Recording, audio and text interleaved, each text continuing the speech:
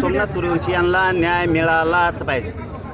सगळ्यांना फासावर लटकवल्याशिवाय आम्ही मोर्चे शांत समाज करणार नाहीये. आम्ही आज समाज म्हणून आलोय, समाज म्हणून बसणार. पण माझी तब्येत कालपासून खराब आहे. मी हॉस्पिटलला लगेच मोर्चा सुरू झाला की जाणार आहे. दादा, या घटनेला 1 महिना उलटलेला आहे. काल मात्र अद्यापपर्यंत जो शेवटचा आरोपी आहे तो फरार आहे. सापडन लपला असं पदराच्या अडुगी येईन. सरकार काही त्यांना लपवण्यासाठी प्रयत्नशील आहे का असं वाटतं? सध्या तरी वाटत नाही, कारण मुख्यमंत्र्यांनी कुटुंबाला शब्द दिलाय सगळ्यांना कठोर कारवाई केल्याशिवाय सुट्टी नाही.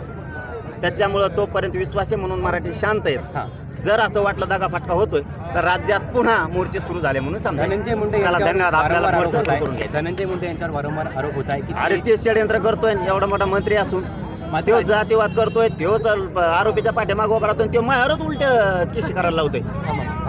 अजित पवार यांचं म्हणणं आहे की जोपर्यंत धनंजय मुंडे यांच्या विरोधात ते बाकी नाही मला माहित. मला एवढंच माहिती आहे, संतोष देशमुखांना न्याय घेतल्याशिवाय आम्ही हटत नसतो. याच्या जर दगाफटका झाला तर सरकारची गाठ मराठ्यांसंग आहे.